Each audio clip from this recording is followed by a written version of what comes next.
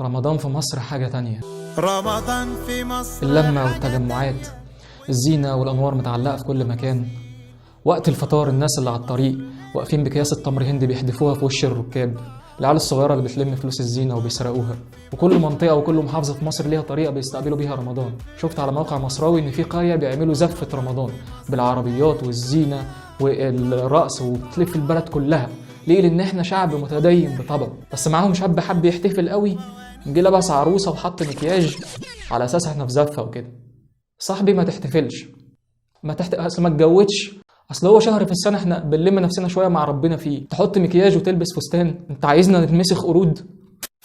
وعشان رمضان في مصر حاجه تانية، قالوا الموسم ده في رمضان في المسلسلات هيبقى حاجه تانية، لان عندك مثلا خالد يوسف طول عمره بيعمل افلام، اول مره هيعمل مسلسل في رمضان ده اللي هو مسلسل سره الباتع. هو مشارك بايه بقى في المسلسل؟ المعالجه الدراميه والسيناريو والحوار والاخراج. بس هو عمل حاجه غريبه، جاب ممثلين يمثلوا عادي. ليه يا معلم ما تمثل انت؟ لا والله مثل انت، مثل، احنا اهل، خد راحتك يعني. معاك مشاهدين ولا اجيب لك؟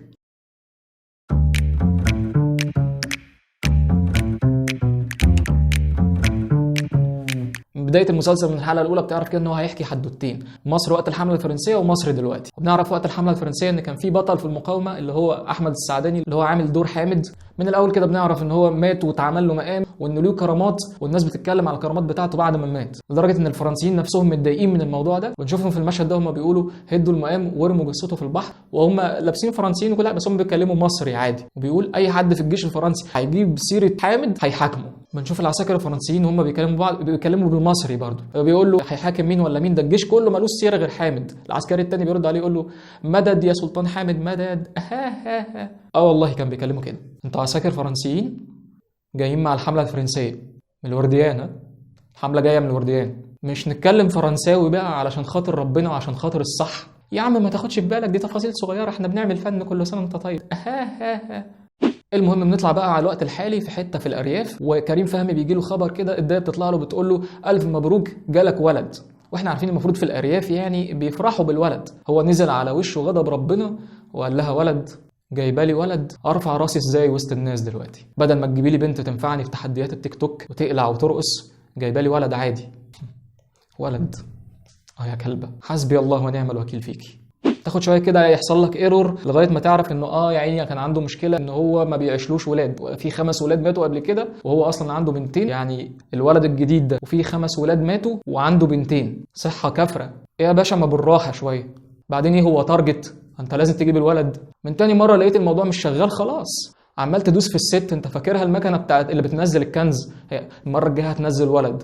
ما خلاص يا عم. فصلاح عبد الله اللي هو ابوه ويبقى جد الولد قال له احنا نسميه حامد عشان نتبارك بالسلطان حامد الولي اللي هو ليه كرامات، فالولد يعيش. المشهد اللي وراه بنشوف الولد كبر بقى ما شاء الله وعاش والبركه حلت عليه، بس ابوه تعب جامد، فصلاح عبد الله اللي هو جده بيقول له خد عشان ابوك تعبان جامد، خد ولع 7 شمعات عند المقام علشان ابوك يخف. الولد حس بالمسؤوليه جدا وراح جاب كراميلا عادي، ما جابش شمع.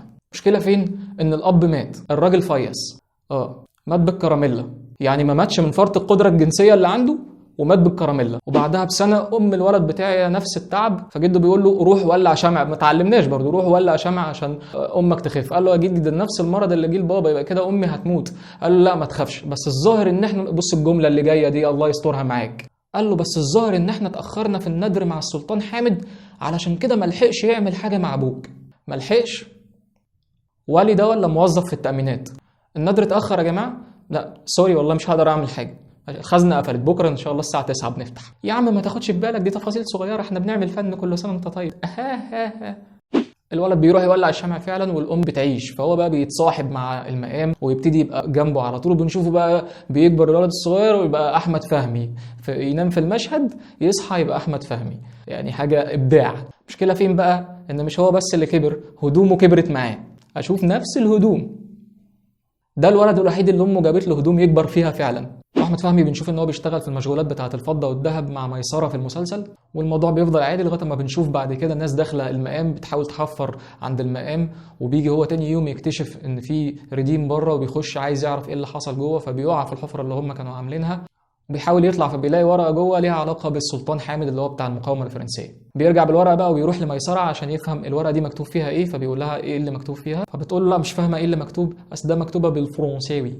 والله بتقولها كده، وانا ما اعرفش فرنساوي. فقال لها طب احنا نعمل ايه دلوقتي؟ فقالت له نشوف حد يعرف فرنساوي.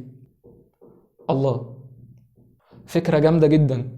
وتدوري ليه ما تشوفي العساكر الفرنسيين اللي كانوا في اول الحلقه، عيال مرديان وعيال جدع، او انزلي بكوس ارخص. واحنا نبقى نتقابل الفيديو الجاي ان شاء الله.